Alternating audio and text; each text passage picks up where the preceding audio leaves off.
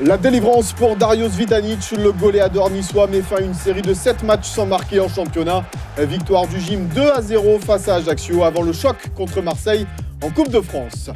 Salut à tous, très heureux de vous retrouver sur le plateau du débrief sur Azur TV. Au sommaire aujourd'hui, nous allons donc parler de ce Nice-Ajaccio et bien évidemment parler également du match face à l'Olympique de Marseille en Coupe de France, 16e de finale de Coupe de France. Et nous sommes en compagnie de notre consultant maison, Christophe Mélin. Salut Poussin. Salut Mika. Et du directeur du centre de formation de l'OGC Nice, Manuel Pires. Salut Manu. Bonjour Mickaël. Merci d'être avec nous sur le plateau du débrief. Alors, avant de se plonger totalement dans ce Nice-Ajaccio, je vous propose d'en voir les meilleurs moments, un grand format préparé par Marc Meffray.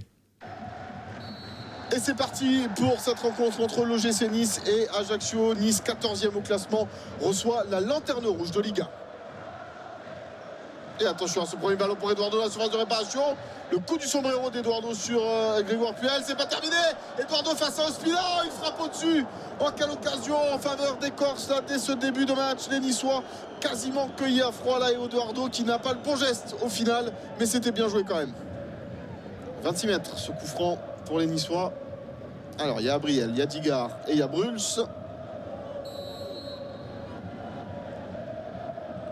Bruls du pied droit, le poteau rentrant. Et l'ouverture du score en faveur de l'OGC Nice. Ce coup franc de Christian Bruls qui surprend Memo Ochoa. Il va falloir revoir. Mais ça touche dans un premier temps le poteau du gardien corse avant, je crois, de rebondir sur lui. Et ça termine au fond des filets. Tout le monde s'attendait à un centre et il vient enrouler ce ballon au premier poteau. Et c'est vraiment bien vu de la part de Christian Bruls. Et ça rebondit sur la cheville gauche de Memo Ochoa.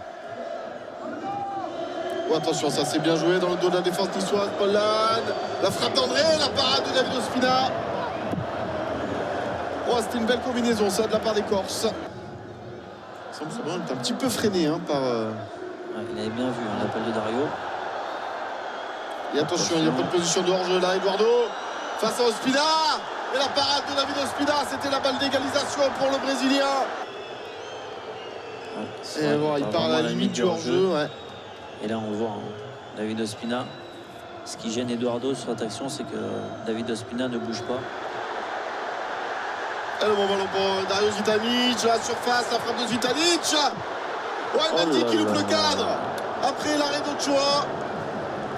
Oh, quelle occasion là pour les Niçois. Ils ont changé. Attention, ce ballon, surface de réparation. Yes, Eduardo le raté. Oh, quel raté de la part d'Eduardo là. On va revoir le mauvais dégagement de Romain Genevois. Oh là là. Ouais. J. Bruins. Oh, le caviar pour Darius Vitanic.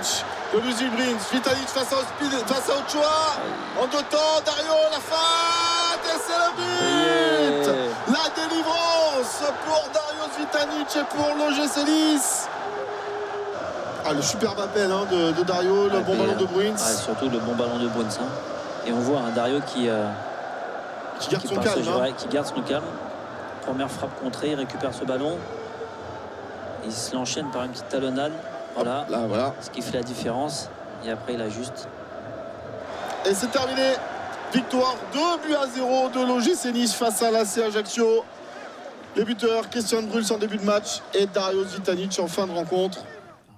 Voilà donc pour ce résumé de Nice-Ajaccio. On va tout de suite passer au tableau de cette 21e journée de Ligue 1 avec les résultats. La victoire de Saint-Etienne importante 2-0 face à Lille. Marseille-Valenciennes qui a été reportée, on en reparlera.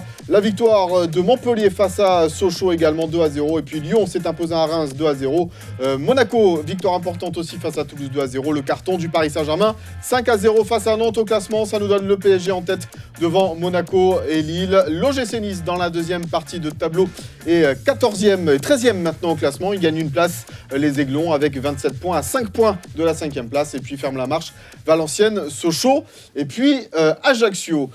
Poussin, une victoire un petit peu laborieuse quand même des Niçois, malgré ce score de 2-0. Oui, c'est vrai qu'on a eu la chance d'ouvrir le score très rapidement, mais il ne faut pas oublier qu'en début de match, Ajaccio a eu une très grosse occasion par Eduardo. Et c'est vrai qu'après, on a concédé pas mal d'occasions, mais voilà, dans l'ensemble, on a fait aussi une meilleure deuxième mi-temps. On s'est créé aussi quelques opportunités, mais bon, à l'arrivée, c'est mieux de moins bien jouer et de prendre les 3 points. On va regarder les stats de ce match entre Nice et Ajaccio. La possession du ballon légèrement en faveur d'Ajaccio, il faut le souligner. Ça vient de la deuxième période aussi où ils ont pas mal possédé le ballon. 16 tirs contre 11, 4 tirs cadrés partout. Et puis au niveau des centres, c'est également à égalité. Manu, elle ne reflète pas son classement, cette équipe d'Ajaccio, finalement. Il faut dire que il y a un contexte particulier pour les Corses, c'est qu'aujourd'hui, je pense qu'ils se sentent tous condamnés. Et quand on se sent vraiment condamné, on ne voit plus le jeu de la même façon. On joue d'abord pour soi, pour se montrer, pour essayer de rebondir un petit peu ailleurs. Je pense qu'ils sont dans cet état d'esprit-là. Ils sont assez lucides à savoir que le maintien est quasiment impossible aujourd'hui. Ils sont très très décrochés par rapport aux autres. Donc par contre, ils sont complètement sereins, complètement libérés. Ça donne ce type de match. Mais le match précédent contre le Paris Saint-Germain, c'était exactement la même production. Donc ils sont totalement libérés. On sait que quand un joueur est libéré de tout poids, ils sont capables de produire de belles prestations comme celle-là. Les Corses qui ont joué le coup à fond. On va écouter la réaction de Claude Puel à l'issue de ce match au micro de Nassim Thierry. C'est une victoire acquise avec le caractère, avec le forceps. La manière, c'est vrai, n'était pas extraordinaire. Mais c'était très important de prendre les 3 points dans ces conditions, surtout avec des joueurs qui enchaînent beaucoup de matchs. On a beaucoup de blessés, beaucoup, je dirais, de joueurs importants blessés. Et donc, on tourne toujours avec pratiquement les mêmes joueurs, le même groupe. Et les organismes sont très, très fatigués. Donc, dans ces conditions, être en capacité de résister, de gagner ce match-là, vraiment bravo, je félicite mes joueurs parce que dans l'attitude, c'est superbe. Une belle attitude donc Poussin de la part des Niçois, mais c'est vrai qu'il y a eu un homme dans ce match aussi du côté de la CA, c'est Eduardo qui a loupé pas mal de choses dans cette rencontre. Il a marqué 2 buts qui étaient en position de hors-jeu, mais c'est vrai qu'il était en difficulté, l'attaquant corse. Et si au retour des vestiaires, ici à la mi-temps, il y a un but partout, c'est pas scandaleux non plus. Oui, c'est vrai que ça peut changer la physionomie du match, mais c'est vrai qu'Eduardo a manqué le dernier geste. Là, on le voit sur la première occasion. Je pense qu'il loupe un petit peu son contrôle, donc il enlève un petit peu trop sa frappe. Mais c'est vrai que pourtant, c'est un garçon très adroit. J'ai joué avec lui à Guingamp, donc je connais ses qualités. Mais c'est vrai qu'il n'a pas été bon dans le dernier geste. Et c'est vrai que les 2 bons gestes qu'il a fait, il était en position de hors-jeu, donc tant mieux pour lui. Ouais, heureusement que pour les Niçois, peut-être que Eduardo n'était pas dans un grand soir, Manu. Il faut aussi reconnaître que David Ospina fait exactement ce qu'il faut faire. Il montre aucun signe. Et c'est à Eduardo d'être beaucoup plus actif. Il n'a pas su trouver la solution. Mais oui, c'est aussi la faute soit au défenseur ou soit à David. Les Niçois, comme le disait Poussin tout à l'heure, ont été globalement meilleurs en seconde période. Ouais, je pense qu'il y a eu un recadrage de fait à la pause. C'est vrai que l'équipe a démarré avec un nouveau système, avec un losange au milieu, avec un 4-4-2 en losange. Il y a toujours un temps d'adaptation, un peu plus ou moins long. Et puis ce recadrage, je pense, à la pause a fait toute la différence. Et on a senti des Niçois un peu plus entreprenants, plus solides aussi dans les impacts physiques, même s'il y avait beaucoup de fatigue. Et puis je pense qu'en fin de match, même si Eduardo s'est créé quand même deux situations assez franches, il a fallu attendre vraiment la dernière seconde du match pour être vraiment libéré. On est en réussite, on a été parfois meilleur à d'autres matchs et on les a pas gagnés. Donc là, on va pas faire la fine bouche. On est satisfait malgré tout du résultat. Évidemment, le résultat est important. On va écouter la réaction du capitaine de l'OGC Nice, Didier Digard. Ils ont fait une très grosse entame de match.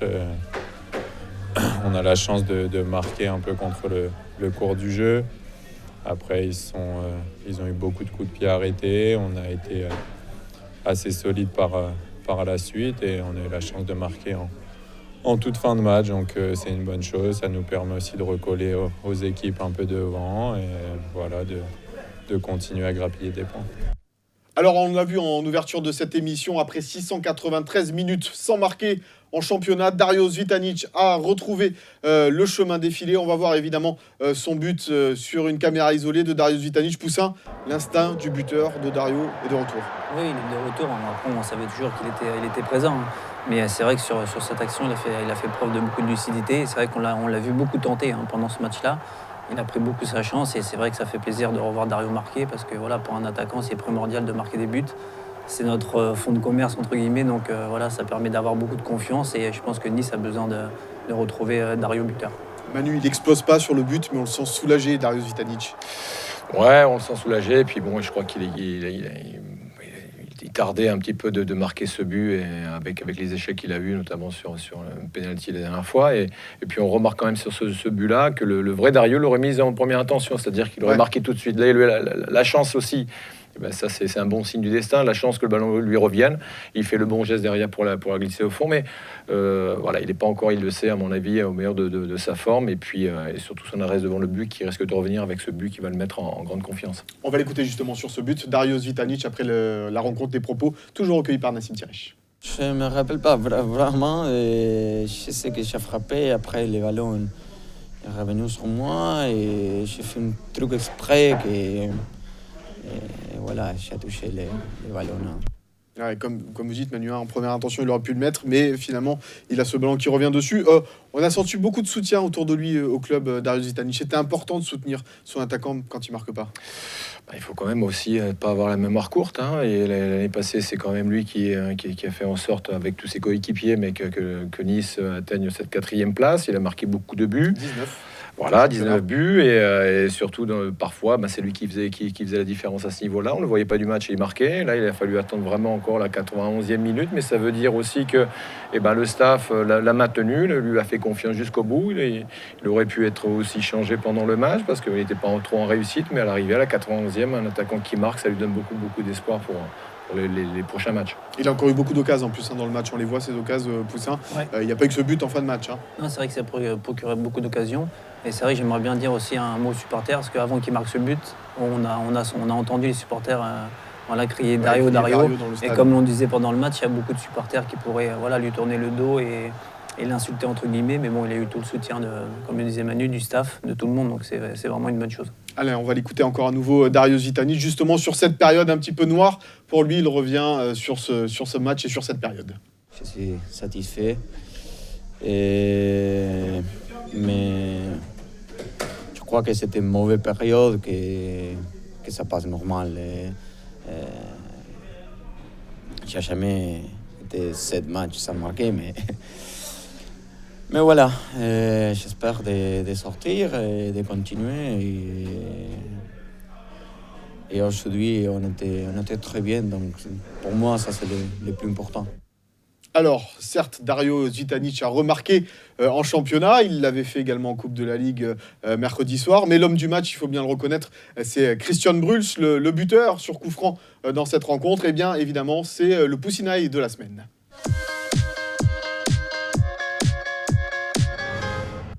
L'œil de Poussin donc sur Christian Bruls cette semaine. Il était partout, Christian, ce soir, hier soir en tous les cas. Il y a eu des occasions, il y a eu du beau jeu, il y a eu beaucoup de choses. Ouais, c'est vrai qu'il nous a fait un gros match, Christian Bruls. On connaît ses qualités depuis le début de saison. Mais c'est vrai que sur ce match-là, il a réussi à faire basculer le match. Là, on le voit sur ce coup franc. Je pense que tout le monde s'attend à un centre. Mais lui, c'est déjà à l'avance qu'il a envie de la mettre au premier poteau. Et sa qualité technique fait qu'il arrive à enrouler ce ballon. Et il a un petit peu de réussite parce qu'elle touche le poteau et elle touche le pied d'Ochoa. Mais c'est vraiment un joueur qui a beaucoup de qualité. Là, on le voit sur cette action. Techniquement, il fait la différence. Et ce qui est important aussi, c'est que ça permet de développer les actions. Il se projette vite vers l'avant et il a aussi une bonne qualité de passe. Là, on voit qu'il met ce ballon en profondeur un petit peu trop fort. Mais c'est vrai je trouve qu'il a beaucoup de maturité déjà pour son jeune âge. Là, on voit cette action, il se retrouve tout seul et il a assez de maturité pour essayer d'obtenir le coup franc, ce qu'il obtient. Donc c'est vrai que c'est vraiment un joueur très très intéressant. Manu, très technique, Christian Bruls, mais il n'a pas que la technique, il y a aussi l'intelligence de jeu. Ouais, c'est exactement ça, c'est ce que j'allais dire, parce que sur le coup franc, je reviens un petit peu sur le coup franc, mais il avait eu déjà un petit essai à Nantes, ça avait frappé la barre, mais au-delà de sa technique, c'est sa capacité à éliminer les joueurs, d'utiliser ses deux pieds, c'est surtout un garçon qui joue extrêmement juste, et c'est très rare. Des garçons qui ont cette justesse de passe, non seulement dans le dosage, mais aussi dans le choix. Tous les choix qu'il fait sont quasiment parfaits. Il y a ce bon dosage et ce bon choix d'orientation de jeu. Voilà, il met l'équipe vraiment sur une belle rampe de lancement et tout part quasiment de lui. Et on le voit même quand il n'est pas bien, l'équipe a un peu moins de créativité devant. Mais c'est une belle surprise. On va voir les stats de Christian Bruls sur cette rencontre entre Nice et Ajaccio. 55 ballons joués, 74% de passes réussies, un tir encadré. C'est du 100% de réussite pour lui. C'est vrai qu'on attend aussi beaucoup Poussin de la relation. On l'avait vu à Lille, cette relation entre Dario Zitanich et Christian Bruls. Mais là aussi, si les deux joueurs sont au top, ça peut faire mal. Oui, on l'a vu en début de saison, il y a eu des matchs où ils ont fait basculer les matchs à eux deux. Donc c'est vrai, comme disait Manu, je pense que c'est vraiment un joueur qui a une bonne qualité de passe, une bonne vision de jeu. Et encore une fois, pour son jeune âge, je trouve qu'il a vraiment beaucoup de maturité dans son jeu. Donc c'est vraiment encourageant pour la suite et on espère vraiment le voir l'année prochaine à Nice. Ouais, on va écouter justement Claude Puel sur l'apport de son milieu de terrain, Christian Bruls. Christian était un peu moins bien ces derniers temps. Il avait fini l'année un petit peu difficilement. Il reprenait un petit peu difficilement, même s'il avait fait marquer le but à Colo. Je trouvais que son jeu manquait de simplicité. Il tentait beaucoup, mais avec un manque de lucidité. Alors que ce soir, il a mis son jeu en place, il a joué simple, et il a su percuter quand il le fallait dans la zone de vérité. C'est vrai qu'il a fait un match très, très plein, très intéressant, et comme je voudrais lui voir faire plus souvent. Hey, il lâche rien, Claude Puel. Il est content de son joueur, mais il faut confirmer, Manu. Ouais, il est exigeant, de toute façon. Il veut la perfection. En plus, c'est un garçon sur lequel peut-être le club veut compter. Donc, il a besoin d'avoir plus de garanties en ce qui concerne ce type de joueur. Ouais, parce qu'on le rappelle, un prêt avec option d'achat et l'OGC Nice, c'est prioritaire pour faire signer Christian Bruls la saison prochaine. Ça devrait le faire dans les jours qui viennent, les mois qui viennent. Il n'avait plus joué en Ligue 1, lui, depuis le 31 mars 2013, un match contre l'Olympique de Marseille où il était rentré en jeu 10 minutes. Neil Maupay faisait son retour parmi le 11 niçois, 10 mois donc après avoir été opéré d'une rupture des ligaments croisés du genou droit. On va regarder les stats de Neil Maupay sur ce match. 26 ballons joués, 2 ballons gagnés, 8 ballons perdus, 0 tir cadré. Manu, c'était un retour un peu compliqué, mais on n'en attendait pas beaucoup plus peut-être de la part de Neil. Bon, c'est toujours difficile de revenir d'une blessure comme la sienne, les ligaments croisés. Il y a quelques années en arrière, c'était quasiment presque impossible. Aujourd'hui, on s'aperçoit qu'un garçon de son âge peut revenir et assez bien sur le plan physique. Maintenant, il a cravaché pour arriver déjà à ce statut qu'il a aujourd'hui. Aujourd'hui, il vient d'une grave blessure. Il a fait quelques matchs en CFA qui étaient pas inintéressants en termes de combativité, d'agressivité. Maintenant, il y a d'autres automatismes qu'il doit retrouver avec ses coéquipiers, une sensibilité qu'il a un petit peu perdue. Les déplacements, mais bon, il a quand même le sens du but parce qu'en CFA, il est déjà à 2 buts. Il a eu 2-3 situations assez dangereuses. Et je ne doute pas que dans les prochains matchs, il puisse trouver l'ouverture. Alors on l'a vu aussi avoir du mal parfois à se démarquer. Poussin, c'est vrai que, comme disait Manu tout à l'heure, il y a eu 2 systèmes dans ce match. En 4-4-2 où il jouait donc juste à la pointe de l'attaque avec Dario Zitanich un peu derrière lui. Et puis il s'est exilé aussi sur le côté droit quand l'OGC Nice s'est repassé en 4-2-3-1. Là, c'est peut-être un poste où il est un peu moins à l'aise. Mais c'est vrai que on attend aussi de lui sur cette deuxième partie de saison. Oui, c'est vrai qu'on compte beaucoup sur lui. L'année dernière, il nous a fait voir de très bonnes choses. Malheureusement, il a eu cette blessure qui est venue le freiner un petit peu. Mais voilà, sur ce match-là, il a joué un petit peu sur le côté, donc il a fait un gros travail défensif. Donc c'est bien aussi de se mettre au bien de l'équipe. Donc il a fait de bonnes choses et voilà, il lui fera un petit peu de temps pour retrouver toutes ses capacités. On va l'écouter justement, Neil Maupay, après la rencontre. Je me suis bien senti. On a commencé avec 2 attaquants, donc Dario et moi. Après, le coach a décidé de passer en 4-2-3-1, donc j'ai basculé à droite sur un poste que je connais pas trop puisque j'y joue pratiquement jamais. Donc j'ai essayé de faire les tâches défensives comme il se doit. J'ai essayé d'être appliqué et ça s'est plutôt bien passé. On repart avec les 3 points, donc on est heureux ce soir. Manu, il y a de la fierté quand même quand vous le voyez, Neil, comme ça évoluer en pro. Il fait partie de ces jeunes que vous avez sortis et qui ont leur chance au niveau professionnel, en particulier grâce à Claude Puel qui fait pas mal confiance aux jeunes. Ouais, ça fait toujours plaisir, bien sûr, de voir un jeune comme ça chez les professionnels, même s'il y a encore une grande marche à franchir pour s'imposer réellement dans cette équipe. Neil a gagné ses galons grâce à sa combativité, à son envie, à ses déplacements, à ses belles et grandes courses, et puis ses buts, bien sûr, qui concrétisent un petit peu son bon travail. Donc il se doit à la fois d'allier ces nouvelles belles courses, cette complicité avec ses camarades, et puis bien sûr, pour un attaquant, ce qu'on lui demande avant tout, c'est de marquer. Et voilà, je pense que c'est ce qu'il va rechercher dans les prochaines minutes qu'on lui donnera. Alors, n'oublions pas évidemment de souligner la performance de la paire Gomis-Genevois en défense centrale qui, quand elle est alignée ensemble, eh bien, ne prend pas de but. On l'a dit ça pendant le live. Et aussi, évidemment, David Ospina qui a réalisé cet arrêt à 1-0 devant Eduardo. Belle parade de David Ospina. Voilà ce qu'on pouvait dire donc sur ce match entre Nice et Ajaccio. Le 4e match sans défaite en Ligue 1 des Aiglons. Et on va s'intéresser à présent à ce 16e de finale de Coupe de France au Stade Vélodrome face à l'Olympique de Marseille. On va regarder les stats des 10 derniers matchs de Nice en championnat à Marseille. Une victoire, un nul, 8 défaites. La dernière victoire remonte à la saison 2007-2008 avec cette victoire de Nice. C'était 2-0 cette victoire de Nice face à Marseille. C'est vrai que c'est toujours compliqué, Poussin, d'aller au Stade Vélodrome. Oui, c'est sûr, pour un 16e de finale de Coupe de France, c'est vraiment quand même un mauvais tirage. Maintenant, voilà, il faut essayer d'effacer la déception qu'on a eue en Coupe de la Ligue. On est passé pas loin de la qualification, c'est dommage. Maintenant, voilà, ça serait bien de faire quelque chose en Coupe de France. Il y a un gros match qui nous attend. Mais c'est sûr que ça va être un match difficile. Mais bon, on y va avec nos armes et tout. Et je suis sûr qu'on peut faire un résultat là-bas. On va écouter Claude Puel dimanche matin en conférence de presse, justement, sur cet adversaire, l'Olympique de Marseille. Ils n'ont pas les problèmes qu'on a.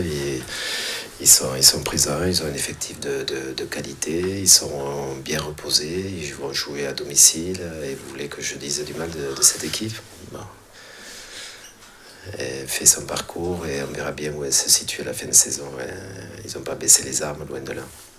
Évidemment, c'est l'équipe de Marseille qui n'a pas baissé les armes, qui a changé d'entraîneur en cours de saison.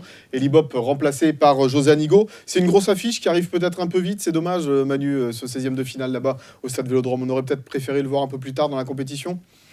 Ouais, ou recevoir tout simplement. Je pense qu'on aurait, avec ce qu'on a fait, on aurait peut-être mérité de recevoir, mais bon, on n'a pas le choix. Donc on va aller à Marseille. Et c'est vrai que c'est pas forcément la meilleure période pour l'OGC Nice.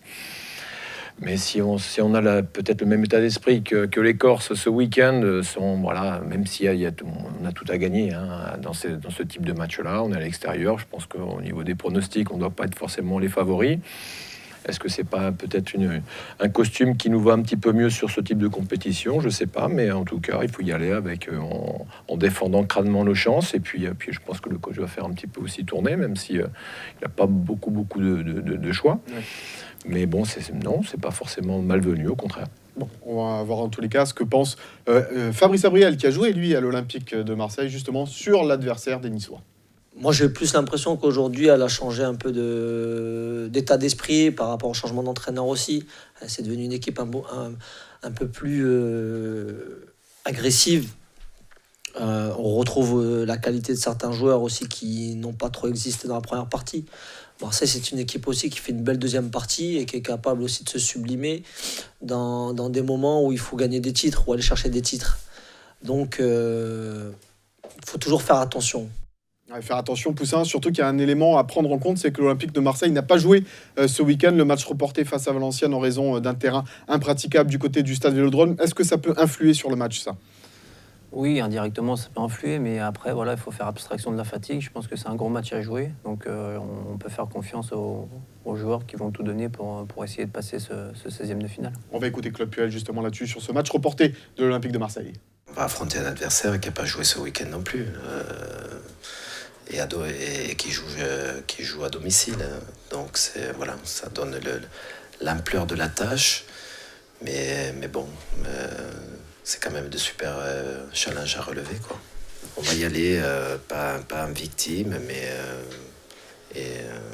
on se donnera à fond comme on l'a toujours fait. Et on verra bien. Oui, parce que l'OGC Nice ne pourra pas compter sur le retour des blessés. Ils seront une nouvelle fois absents face à l'Olympique de Marseille.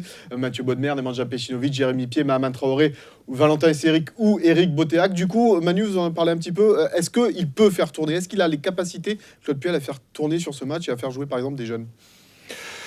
Peut-être pas forcément des jeunes, mais au moins les garçons qui sont sur le banc. Mais encore une fois, même s'il y a une semaine, on était à Nantes, et le match a été fort en émotion, il y a eu une débauche d'énergie. On a évité, entre guillemets, les prolongations. Mais je pense qu'avec un état d'esprit peut-être différent, avec un peu plus de maturité, un peu plus d'intelligence, il y a moyen de faire quelque chose à Marseille, parce que les Marseillais auront la pression déjà de gagner déjà chez eux. Ils n'ont pas joué.